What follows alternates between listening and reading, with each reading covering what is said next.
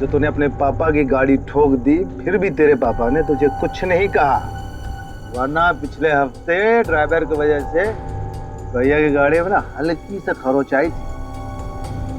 मालूम है तेरे पापा ने उसके साथ क्या किया? तो क्या किया पापा आपने? बेटा बिजनेसमैन हूँ, हिसाब बराबर किया और क्या। मतलब? अरे मतलब उसने भैया की गाड़ी में निशान बनाया था और भैया ने उसके गाल पर निशान बना दिया। लपक सटा के सब मारा कि है ना भैया? लेकिन बेटा आगे से ध्यान रखो, क्या है ना भैया अपनी चीजों को लेकर काफी इमोशनल है। अरे तो बना रहा है, कोने में खड़ा खड़ा खुद पी रहा है और ड्रिंक लेगा मेरी? लाए साहब जी।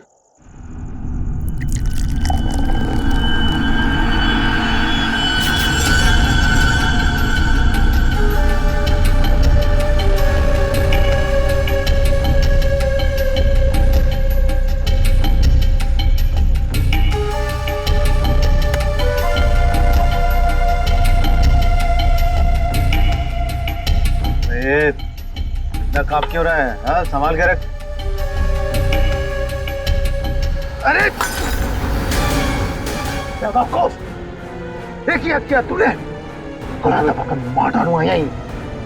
साहब बैठ जा।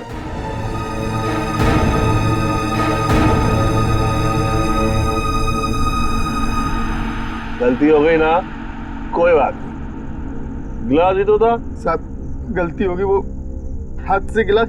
फिर वही बात, भाई कांच का टुकड़ा तेरे से ज्यादा कीमती थोड़े ना है। सीधा आजा आजा, उठा ले भाई, किसी के लग जाएगा नहीं तो। उठा।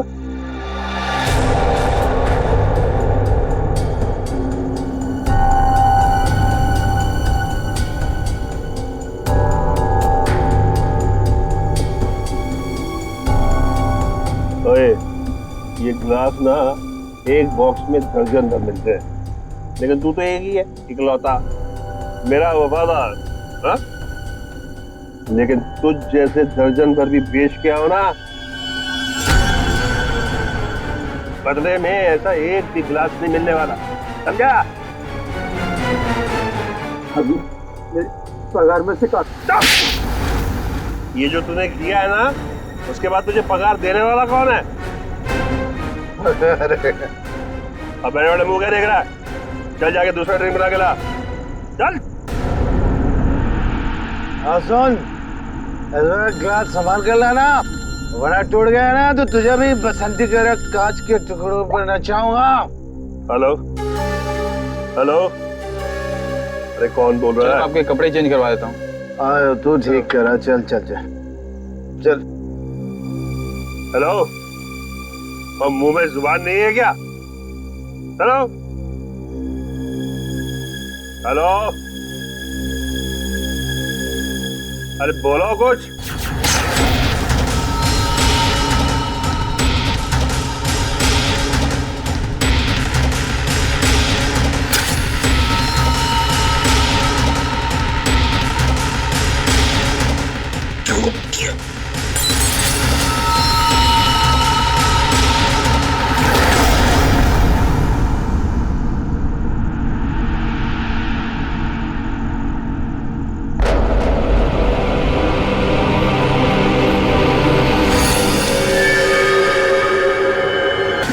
मैं सच कह रहा हूँ, मैंने कुछ नहीं किया। और तूने ऐसा क्यों किया? मैं तुझे जान से मार डालूंगा, मैं तेरे टुकड़े टुकड़े कर दूंगा। तूने मेरे भाई को क्यों मारा? बोल।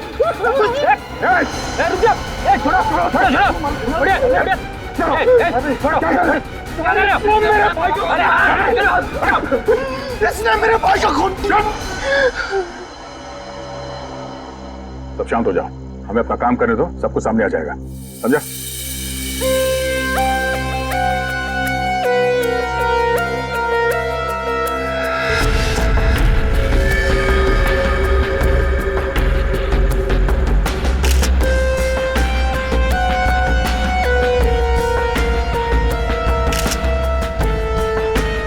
किसी धारदार चीज से गला काट दिया है सर, बड़ी सफाई से। और तो कहीं कुछ दिख नहीं रहा है। बेचारे को अपने आप को बचाने के लिए वक्त भी नहीं मिला होगा। गले की ऐसे नस काट दिए एक झटके में खत्म। है तो कोई अंदर वाला ही आदमी साहब।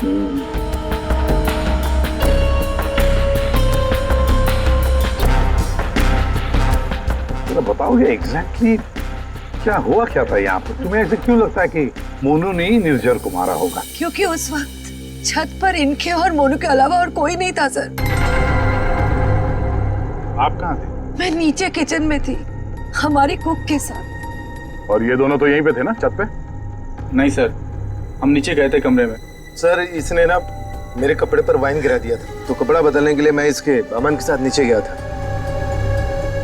तो मतलब कुछ देर के लिए तुम लोग जब गए थे नीचे तब किसी ने निर्जर को मारा है? अरे सर किसी ने नहीं, इसने मेरे भाई का खून किया। इसने मेरे भैया का वाइन का गिलास इसने तोड़ दिया, तो भैया ने इसे मारा और बदले में इसने मेरे भैया का खून कर दिया। इसने ही खून किया सर। मैंने नहीं मारा साहब जी को। मैं तो दूसरा गिलास लाने के लिए गया था तो साहब पे मेरे सामने हमला हो गया और डर के मारे मेरे हाथ से गिलास छूट गया। मैं सच कह रहा हूँ साहब, मैंने नहीं मारा। तुमने हमला होते हुए देखा था? जी साहब। सर आप इसकी बातों में बताइए, ये बकवास कर रही है। सर मैंने कहा ना सर, इसने ही खून किया सर। इस शकल से खून ही लगता है। नहीं साहब, मैंने खून नहीं किया साहब। हमें पहली बार थोड़ी ना मारे थे। 10 साल से उनकी गालियां खा रहा हूँ कि मार खा रहा हूँ। यही मेरी जिंदगी थी। मेरी हिम्मत कहाँ की मैं साहब को। नहीं साहब, मारना तो दूर, मैंने हाथ तक नहीं लगाया। मैं सच कह रहा हूँ साहब। तो किसने मारा मेरे पति को? भगवान ने मारा। क्या बोला? भगवान ने मारा? मैंने कहा ना सर, ये बकवास कर रही है। एक मिनट, क्या बोल रहे हो तुम? भगवान ने मारा? क्या मतलब क्या है तुम्हारा? है? वो तो नहीं पता साहब। साहब मेरे सामने खड़े हुए थे और देखते ही देखते उनका गला कट गया।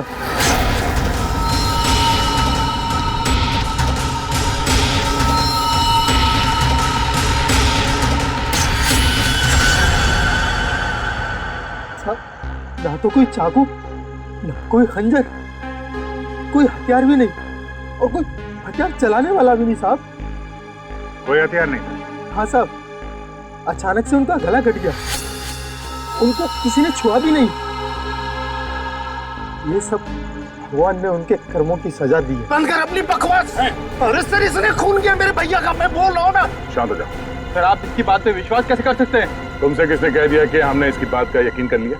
हाँ? हमें क्या करना है और क्या नहीं करना है हम अच्छी तरह से जानते हैं। आप दोनों थोड़ी देर के लिए शांत हो जाइए, समझे? सही ये मोनू को समझ में नहीं आ रहा है, नाटक तो नहीं कर रही है? अभिजीत, अगर ये मोनू नाटक कर रहा था तो किसी और के नाम पे डाल देता खून, है ना? ये सब भगवान का चमत्कार वगैरह ये अजीबोगरीब कहानी नहीं बनाता वो। शायद गुमराह करने के लिए सर। हो सकता है इसने इस वाइन गिलास के टुकड़े को उठाया और अपने मालिक का खून कर दिया। ये लाश के आसपास कांच के टुकड़े बिखरे हुए हैं सर, और इन पे खून भी लगा हुआ है। अभिजीत, अगर मोनू निर्जर का गला काटता तो उसके बदन पर, उसके हाथ पर कहीं तो खून के छींटे होते। कुछ भी नहीं। देखो, और तो और निर्जर का गला देखो। अगर कोई कांच से गला काटता तो सीधे ऐसे काटता, आड़ा हॉरिजॉन्टल काटता, वर्टिकल कट नहीं मारता। देखो इसके गले पर वी शेप में 2 लगभग वर्टिकल कट्स हैं, और वो भी 2 अलग अलग जगहों पे, एक इस तरफ है एक इस तरफ। 2 बार तो कोई गला नहीं काटेगा। फिर भी सर इस मोनू की बात पे विश्वास करना तो मुश्किल है। एक ही कर सकते हैं, बॉडी को फॉरेंसिक लैब भेज देते। साळुंखे को कहते हैं कि देखो, चेक करो अच्छी तरह से, ये जो गले पे निशान है क्या उसमें कांच के टुकड़े हैं क्या? पर यहाँ पे एक ही चीज है जिससे खून किया जा सकता है, ये कांच। कांच।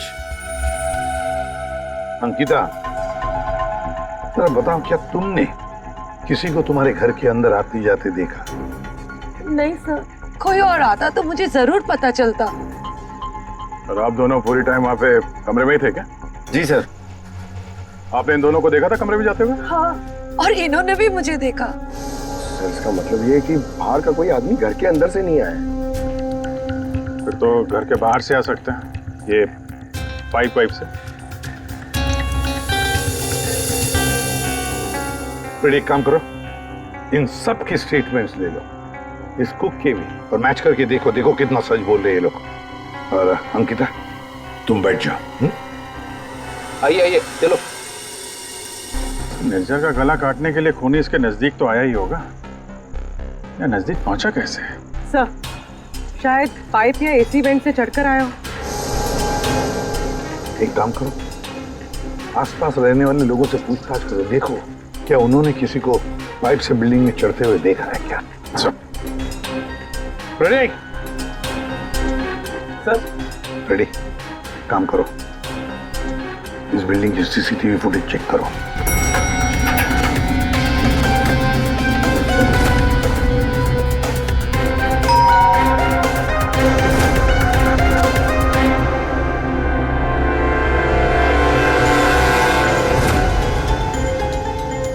इसमें तो कुछ दिख नहीं रहा, फिर खूनी ऊपर पहुंचा कैसे? इस बिल्डिंग को 20 फ्लोर है, शायद खूनी ने 8-10 फ्लोर के बाद बाहर से चढ़ना शुरू किया होगा। हो सकता है सर, शायद इस वजह से बाहर कैमरा में आया नहीं। जी आप?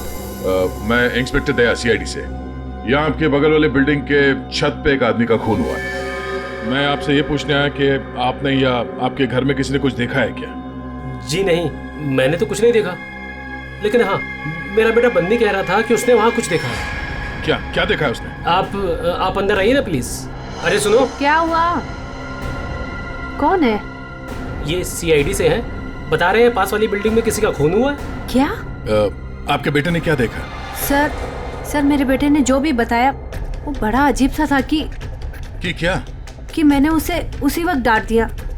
मुझे लगा शायद उसका कोई वहम होगा। क्या क्या बता रहा था वो? सर, हमारा बंदी तो आजकल वैसे ही मनगढ़ंत बातें करता रहता है, शायद ज्यादा टीवी देखने का असर है ये। सर, हमें लगा ये भी ऐसे ही कुछ होगा। मैं सच बोल रहा हूँ सर, ये सब मैंने अपने टेलीस्कोप से देखा है। वो आदमी मर गया ना सर। हाँ बेटा, तुमने देखा उस आदमी को किसने मारा? किसी को बिल्डिंग पे चढ़ते हुए देखा, ऊपर आते हुए? कोई भी नहीं था। कोई भी नहीं था? तो फिर तुमने किसको देखा? उसी को जिसने खून किया। किसने खून किया? एक बहुत बड़े बैट ने। बैट ने मतलब चमगादड़ ने? हाँ, ये सब मैंने अपने टेलीस्कोप से देखा है। मैं रोज रात को अपने टेलीस्कोप से स्टार्स को देखता हूँ। चलिए आपको भी दिखाता हूँ। चलो दिखाओ। मैंने ये सब यहाँ से देखा सर। यहाँ से? हाँ।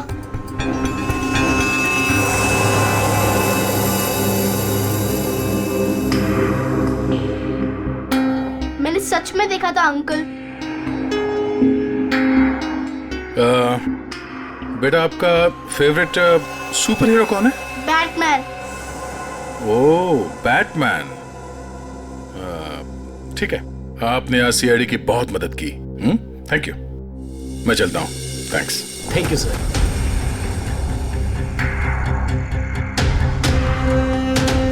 तो पूरे बिल्डिंग में पता किया, डेड एंड है। किसी ने भी किसी को बिल्डिंग में चढ़ते देखा नहीं सर। सीसीटीवी फुटेज भी चेक किया सर, कोई नहीं दिखाई दे रहा है। इंसानों ने नहीं देखा, कैमरों ने नहीं देखा। ये खूनी है या मिस्टर इंडिया? रेडी, ये खूनी कांच की तरह है, कांच की तरह ट्रांसपेरेंट, पारदर्शी। हमारे सारे सवालों का एक ही जवाब है, ये कांच।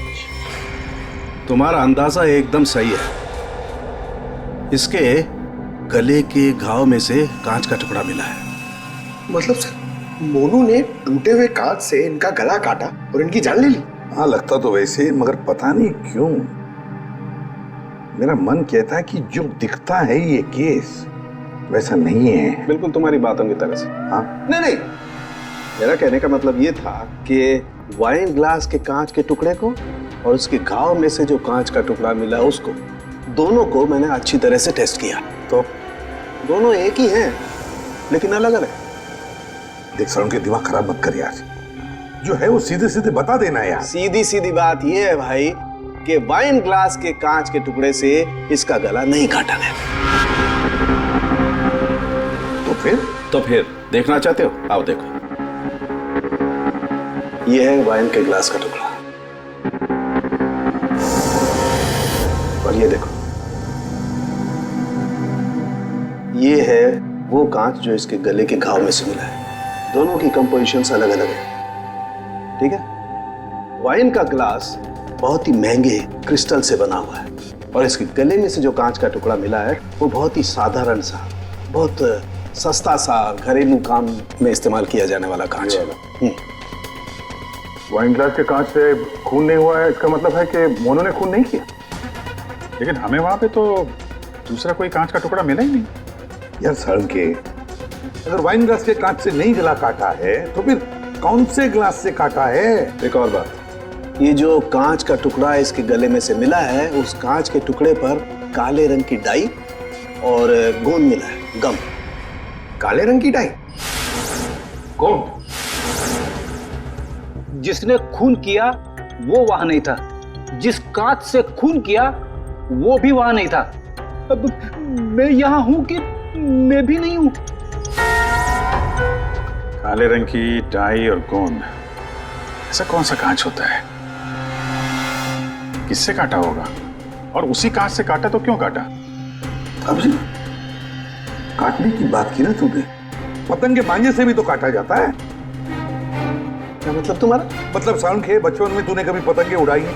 नहीं, मैं बहुत स्टूडियस बच्चा था। तेरी की यार, हम सब ने पतंगे उड़ाई है, और पतंगे काटी भी है दूसरों की, मांझे से, पतंग के मांझे से। उसके ऊपर कांच का चूरा और गोंद लगाई जाती है मांझा बनाने के लिए। लेकिन पतंग के मांझे का कांच इसके गले में कैसे पहुंचा होगा? सर, वो बच्चा बनी, वो कह रहा था कि उसने टेलीस्कोप में एक बड़े से बैट को इस आदमी को मारते हुए देखा था। बैट को? चमगादड़? हाँ सर, वो बैट जैसा कुछ हो सकता है, कुछ और हो। जैसे कि पतंग काले रंग की? हाँ यार, पतंग। हाँ, हमने सुना है ना कि पतंग के मांझे से हाथ कट जाता है। हाथ कट सकता है तो फिर गला क्यों नहीं कट सकता? मतलब किसी ने पतंग उड़ा के इस निर्जर का खून किया है। दया, मांझे से ही क्यों यार? अगर सामने वाली बिल्डिंग में खड़े रहकर गोली भी चलाता तो भी मर जाता है। मांझे से ही क्यों? पतंग के मांझे से ही क्यों? फिर है कौन ये पतंगबाज जिसने ये किया है? अभिजीत, ये निर्जर जब मौत हुई तब यहां खड़ा था, है ना? लगभग हाइट इतनी है। पंकज, जरा आओ तो। और सर, फिर उसके गले पे 2 निशान पड़े, ऐसे। और अगर खूनी पतंग उड़ा रहा था तो फिर यहीं कहीं खड़ा होगा, उस तरफ। लेकिन सर, ये मांझा एकदम सीधे तो नहीं रहता, हवा में हिलता रहता है। तो इसीलिए तो ये हम तय नहीं कर सकते कि खूनी कहाँ खड़ा होगा, किस तरफ खड़ा होगा। हवा का भी पता नहीं रहता ना सर, कभी इस तरफ बहती है तो कभी उस तरफ बहती है। वो कहते हैं ना सर कि रुख हवा का हो जिधर का उधर के हम है। और जिधर हवा का रुख पतंग का भी वही है। भाई, पतंग उधर से ही उड़ेगी ना जिधर से हवा चल रही है। सर, कल रात हवा किस तरफ चल रही थी? अभी पता लगाते हैं। हेलो। हाँ, मौसम विभाग जी। हमें सीआईडी से एसीपी प्रद्युमन बोल रहा हूँ। हाँ सर, बोलिए। अगर एक इन्फॉर्मेशन चाहिए, कल रात 1 बजे हवा किस डायरेक्शन में चल रही थी, किस दिशा में चल रही थी हवा? सर, कल रात 1 बजे हवा साउथ ईस्ट की तरफ चल रही थी sir. Okay, thank you. South east की तरफ से हवा चल रही थी। अगर हवा साउथ से आ रही थी तो खूनी भी साउथ में ही होगा, पतंग यहाँ पर थी, और इस वक्त भी हवा साउथ से ही आ रही है। साउथ मतलब यही बिल्डिंग है, 1 2 3।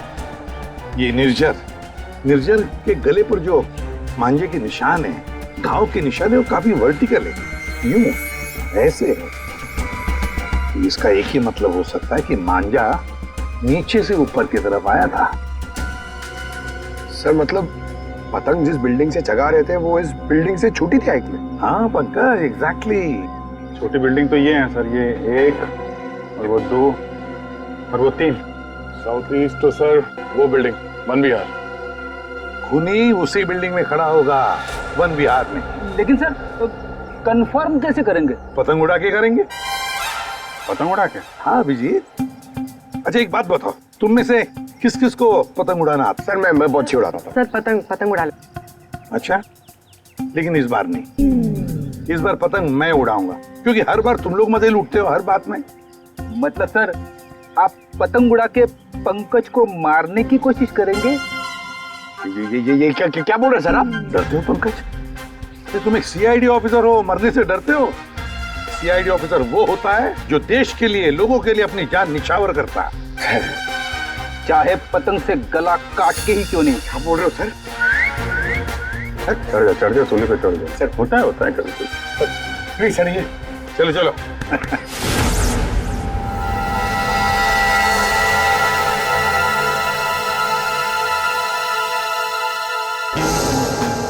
ये अरे जरा ढील दो। हाँ बता।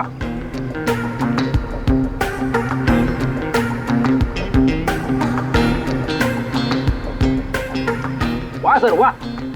अभिजीत जैसा पूरा ढील देना। जय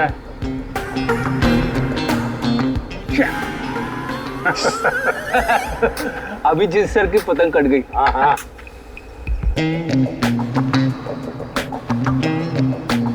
अरे यार,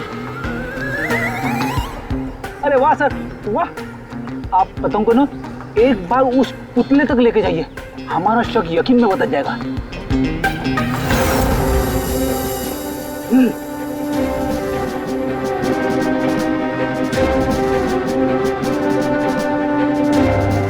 अरे नहीं यार, फ्रेडी पकड़ लो।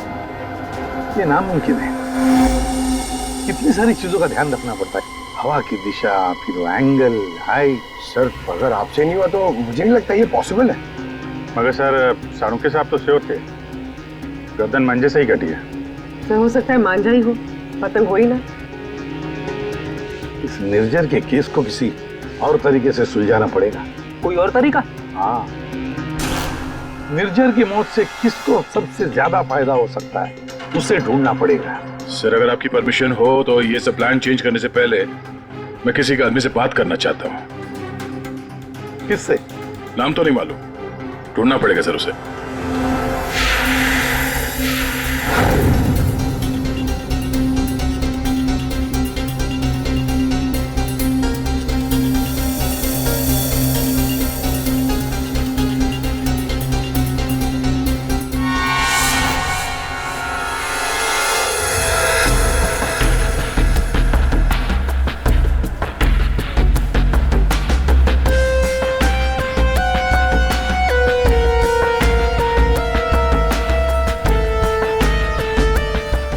भाई, पतंग उड़ाने के लिए आपकी उम्र कुछ ज्यादा नहीं है।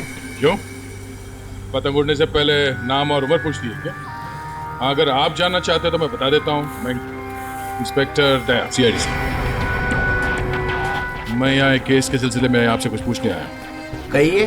बता भाई, ये बताइए क्या इस तरह के मांझे से किसी की जान ली जा सकती है? मतलब गला काटा जा सकता है? अरे क्या कह रहे हैं जनाब, ये तो मेरी रोजी रोटी है। ये तो मेरे परिवार का पेट पालने के लिए, ना कि किसी का गला काटने के लिए। अल्ताफ भाई फिक्र मत कीजिए, ये सिर्फ जानकारी के लिए पूछ रहा हूँ। यहाँ बाजार में सबसे पूछा तो सबने यही बताया कि यहाँ सबसे समझदार और जानकार आदमी इस पेशे में आप ही हैं। मेरे सवाल का जवाब देंगे आप? सुना तो कई बार है जनाब, और अखबार में भी पढ़ा है कि मांझे से लोगों का हाथ कट जाता है। तो क्या मांझा इतना तेज हो सकता है कि कोई उससे किसी की जान ले ले? जनाब, पिछले कई सालों में बहुत से कानून आए हैं जो मांझा एक हद से ज्यादा तेज नहीं बना सकते। अब इसी को देख लीजिए, आजकल ऐसे मांझे बनते हैं रुई के, कांच के नहीं, और सस्ते से सस्ता है और उड़ाने में भी उतना ही मजा आता है। अल्ताफ भाई, कोई तो होगा जो इतनी तेज मांझा बनाता है, कांच वाला, और लोग खरीदते भी होंगे। चोरी छुपे तो यहाँ हर किस्म के काम होते हैं।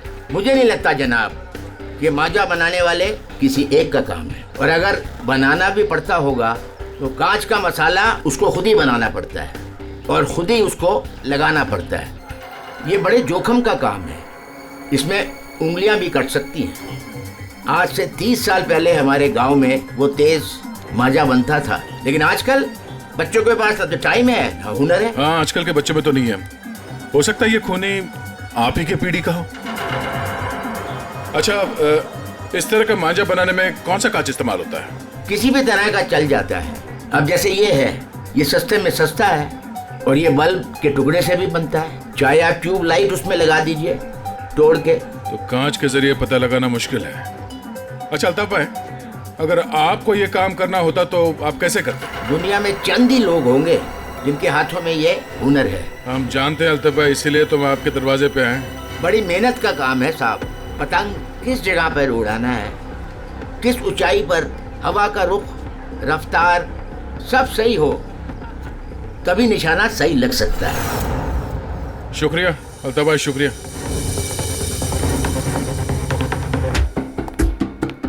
सर सर ये वो लोगों की सस्पेक्ट लिस्ट है जो निर्जर को मार सकते हैं। इतने सारे दुश्मन इस निर्जर के? सर वो बहुत ही स्वार्थी और बेरहम बिजनेसमैन था। बहुत लोगों को धोखा दिया था उसने सर। इनमें से किसी ने बदला लिया होगा। पॉसिबल है सर। सर हाँ, ये वो केसेस है जो निर्जर के ऊपर फाइल हुए थे। इनमें से ज्यादातर कंप्लेंट उसके एक्स एम्प्लॉइज के हैं, जिनका कहना है कि निर्जर ने उन्हें सैलरी नहीं दी थी।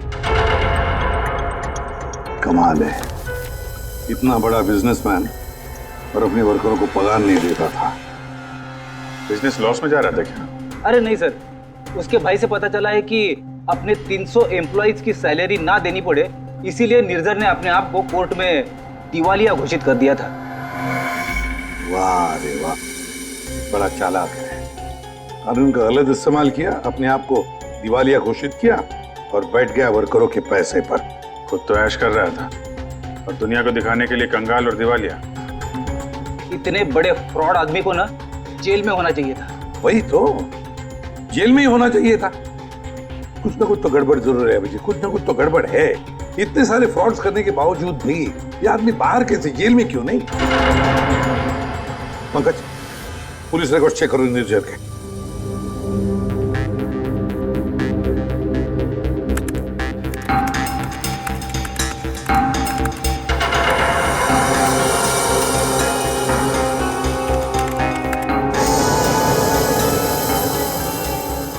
सर पुलिस रिकॉर्ड तो है।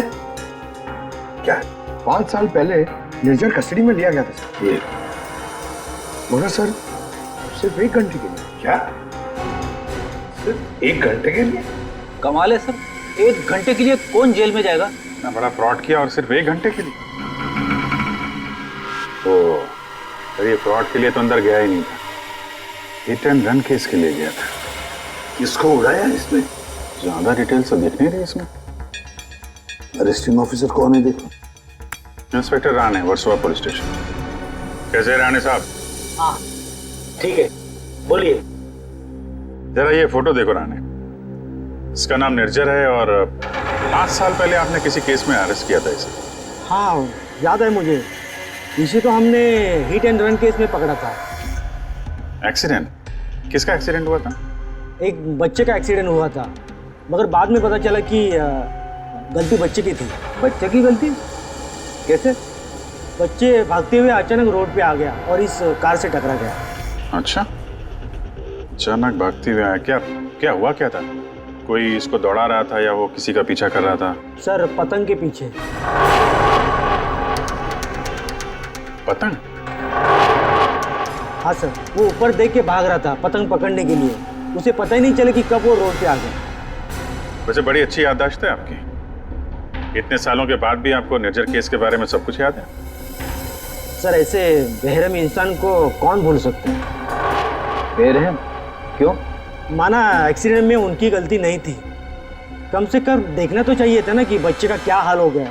उसको बच्चे से ज़्यादा इम्पोर्टेंट था टाइम पे मीटिंग में पहुंचना। उस बच्चे का बाप अभी भी याद है मुझे। क्यों, कुछ किया था क्या उसने? कुछ नहीं। कुछ नहीं मतलब? सर कुछ नहीं किया, इसीलिए तो याद है। ना कुछ कहा ना कुछ सुना। जब उसे पता चला कि निर्जर को छोड़ना पड़ रहा है तो पुलिस स्टेशन के बड़ा ऐसे खड़ा रहा जैसे सांप सूंघ गया हो, जो कोई फर्क नहीं पड़ा हो। फिर वो चला गया। उसका फोटो तो होगा ना आपके पास? सर वो ओपन एंड शट केस था। एक्सीडेंट साबित होने के बाद कोई इन्वेस्टिगेशन करने की जरूरत ही नहीं पड़ी। अच्छा, नाम वाम तो लिखा होगा ना उसका कहीं? हाँ सर, 1 मिनट। कदम वो निर्जर केस की फाइल देना।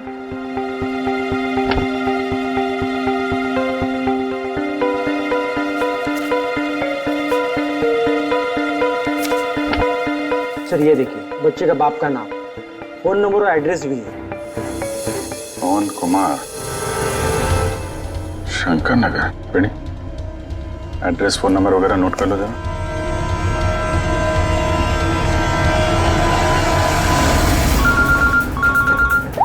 हाँ अभिजीत, तो वो निर्जर के हिट एंड रन केस से एक लीड मिला है। एक्सेलेंट। एक बच्चे की मौत हुई थी, उसके पिता का नाम और एड्रेस मिला है सर। बस अभी अभिजीत, उसके माता पिता से जाकर मिलो, अच्छी तरह से पूछताछ करो। Yes sir. Okay sir. Ready sir. तुम जरा राणे साहब के साथ मिलके उस पवन कुमार का स्केच बनवा लो, तब तक मैं उसके घर जाके देखता हूँ। क्या हुआ साहब? आज सुबह पतंग उड़ा के गए, फिर पूछताछ भी की, अब क्या हो गया? ये आप लोग इतने ही हो? यहाँ पे तो 5 गार्ड्स लिखे हैं, ये 5वां कहाँ है? हाँ साहब, शंकर आया था कुछ महीने पहले नौकरी पे, फिर अचानक साहब आज सुबह नौकरी छोड़ के चला गया। नौकरी छोड़ के चला गया क्यों? पता नहीं साहब, वो गांव से उसके लिए कोई बुरी खबर आई थी तो बिना बोले साहब चला गया सब। कल रात जब खून हुआ तो शंकर तो था, उसके बाद घर गया है। ओहो, अच्छा इस शंकर का फोटोग्राफ है या एड्रेस वगैरह तो होगा ना आपके रिकॉर्ड्स में? फोटो तो नहीं है साहब, लेकिन हाँ एड्रेस लिखा हुआ है साहब, ये देखिए।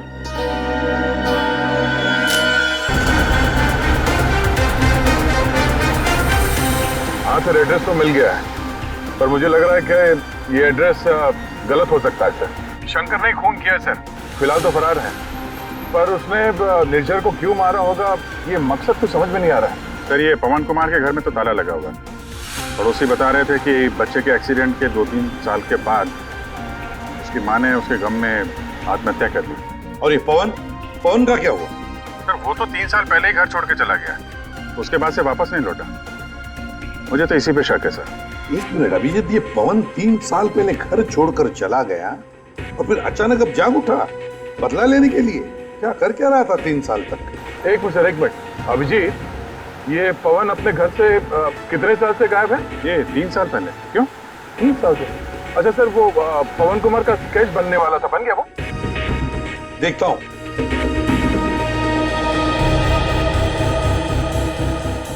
रानी, कितनी देर लगेगी? बस अभी हो जाएगा। गुड। दया, थोड़ा टाइम लगेगा। क्यों पूछ रहे हो? कुछ नहीं सर, सब समझ में आ गया। ये केस अब एकदम कांच की तरह साफ है सर। कांच की तरह साफ हो गया मतलब? क्या कहना क्या चाहते हैं? सर मैं कुछ काम करना भूल गया हूँ सर, मैं थोड़ी देर में पहुंच रहा हूँ सर ब्यूरो। ठीक है, जल्दी आ जाओ।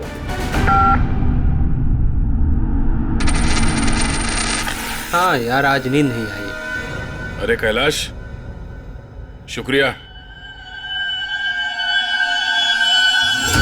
तुम्हारी वजह से आज हमने एक मुजरिम को पकड़ लिया। अच्छा हाँ, वो शंकर, उसने गलत एड्रेस लिख दिया था। उसने खुद लिखा था क्या? नहीं साहब, शंकर तो अनपढ़ है। अच्छा, तो फिर रजिस्टर में एड्रेस किसने लिखा? जी साहब, मैंने। तो यहाँ जितने भी नए गार्ड आते हैं उनका नाम, नंबर, एड्रेस सब तुम्हें लिखते हो? जी सर। अरे हाँ, ओह सॉरी, मैं तो भूल ही गया था, सारे रिकॉर्ड्स तो तुम ही रखते हो। कौन सिक्योरिटी गार्ड काम पे कब आता है, कब नौकरी छोड़ के चला जाता है, ये सारी तैयारी तो तुम ही करते हो। वैसे कैलाश, कितने साल से नौकरी कर रहे हो इस बिल्डिंग में? हाँ साहब, 3 साल से। 3 साल से? 3 साल से वो खूनी भी गायब है।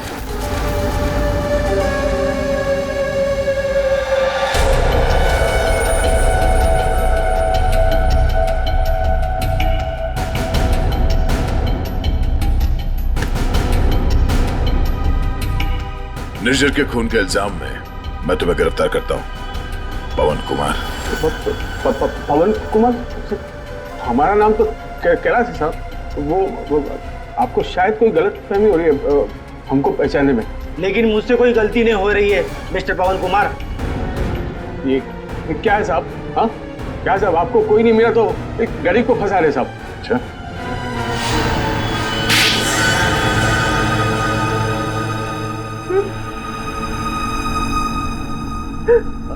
हाँ सर, मैंने मारा निर्जर को। उसने मेरे बच्चे की जान ली सर। मेरे संजीत को अपनी गाड़ी के नीचे कुचल दिया। मेरी पत्नी संजीत की मौत का गम बर्दाश्त नहीं कर पाए, खुदकुशी कर ली। निर्जन ने सिर्फ मेरे बेटे को नहीं मारा साहब, ये दो खून किए। उसे जिंदा रहने का कोई हक नहीं है साहब। ऐसे बेरहम नीच आदमी का मर जाना ही अच्छा था। पवन, निर्जर अच्छा आदमी नहीं था, हमें भी पता है, मगर उसने तुम्हारे बेटे को जानबूझकर नहीं मारा। गलती तुम्हारे बेटे की थी। वो खुद पतंग के पीछे दौड़ते दौड़ते निर्जर की गाड़ी के सामने आया। गलती मेरी है, मैंने उसे सिखाया था पतंग बनाना, पतंग उड़ाना, सब कुछ। उसे बहुत शौक था पतंग उड़ाने का, पतंग के पीछे भागने का। काश मैं उस दिन से रोक लिया होता।